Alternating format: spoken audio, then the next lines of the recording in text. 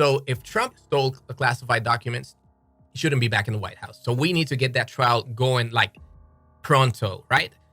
If Trump interfered in the Georgia election, he shouldn't be back in the White House. So we should get that trial going on pronto too. If Trump incited, engaged in, and aided an insurrection, he shouldn't be back in the White House. So why the F are you gonna postpone any trial at all related to these cases when he's actually literally trying to do the very same thing again and get back into power, and he will do the same thing or maybe even worse. So you have to sort it out first, courts. I don't give a shit. I don't care if he claims that he's the victim. Oh, I can't get my message out there. Yeah, sure you can, right? You're 24/7 on all these right-wing extreme media outlets being pretty much repeated. They're echoing whatever he says. That's that closed far-right media ecosystem. Of course he gets the message out there. He has his own social media, for God's sakes. The truth, it should be called the lies, lies social. It's called Truth Social. What? Talk about irony, But anyway, it doesn't make any sense to delay the trials. If you delay the trials, you're literally, let's say that we don't know if he's guilty. We know that the proof is very damning. We've seen videos, there's audio, there's emails, there's all sorts of like real, physical, tangible, verifiable evidence. We have a lot on all these cases, and pretty much on all the cases, he's on video or audio. Hush money, there's audio of it. Michael Cohen recorded him in one of the private meetings saying like, yeah, pay her in cash and all these things recorded. The Bedminster property in New York, he is recorded saying, oh, I had these classified things. Yeah, they give me this. This was a General Milley.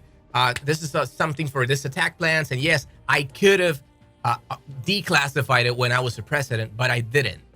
And now I can't. He tells these people, he's showing them classified information. That's on audio too. Then we have audio for the phone call to Brad Raffensperger, the Georgia Secretary of State, when Trump is literally telling him, I just need you to find me 11,780 votes. That's all I need you to do. That's on audio. He's literally interfering with the local election, the local result. And now we know we have all those people accepting plea deals and telling everything that happened, everything that transpired. When it comes to the fake electors, these people are pleading guilty, whatever, including Trump's lawyers. 4 lawyers already in Georgia pleaded guilty. Sidney Powell, Jenna Ellis, Kenneth Chesbro, even Rudy Giuliani pleaded guilty on a separate case, but related case to election defaming, defaming election workers. And, he already filed for bankruptcy because he was, the victims were awarded like, I don't know how many millions, $100-something million or whatever. It was bad. Anyway, 4 of his lawyers already pleaded guilty to different, charges related to these schemes and cases and whatnot. So guys, why would any court, let's say, even giving him the benefit of the doubt, which they don't do with Biden, guys, our system, our legal system, based on the Constitution, based on, our laws, you're supposed to be presumed innocent until you're proven guilty. I get that. So, but there's a 50-50 chance that Trump may be guilty. He may be innocent, but he may not be innocent.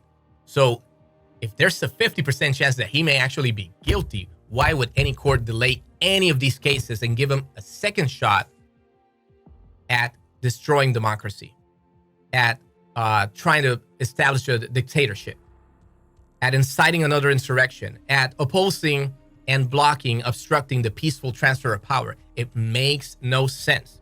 So please, Judge Eileen Cannell, you may, side with Trump all you want. You may like him all you want. You may be his best friend forever, but please don't delay this trial.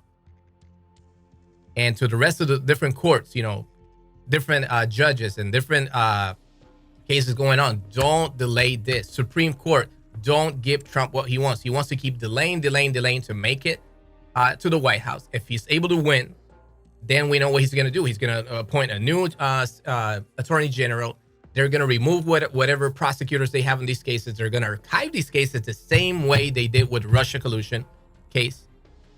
And he's going to pardon himself, very likely. And then we'll have a bunch of other years of, legal proceedings and cases trying to determine And then that will end up at the Supreme Court, which is a Republican-led Supreme Court, 6 judges, 3 of which Donald Trump appointed.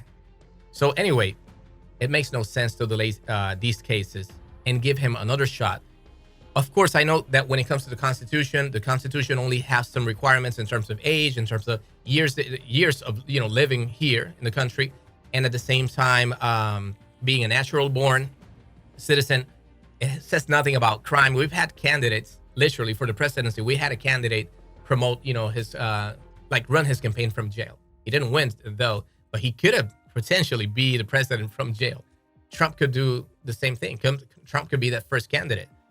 But all I'm saying is that it makes no sense, because even though the Constitution doesn't have those requirements, the Constitution does state, when it comes to the 14th Amendment, Section 3, that anyone who engaged in an insurrection shouldn't be back at the White House, shouldn't be able to go for any public position.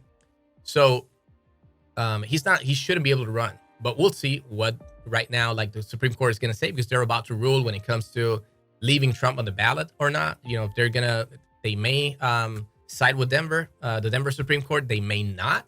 So we don't know how that's going to go down. But according at least to the Constitution, there is a provision to remove Trump based on engaging in and aiding an insurrection, which literally puts them at a traitor, level pretty much.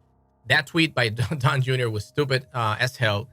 And at the same time, these whole delays related to the cases when it comes to Trump don't make sense, considering that this is such an important issue. This is literally a national security issue, because we know what happened on January 6th. These people wanted to kill the vice president. Trump said that he was fine with it. He said, oh yeah, they had the right idea. He deserved it. That's the guy that you guys want to put back in the White House. Oh Lord, it is what it is. I'm going to wrap it up. My name is Daniel Aranzamendi. Subscribe to the channel. This is the AranzaMendiPodcast. See you guys soon.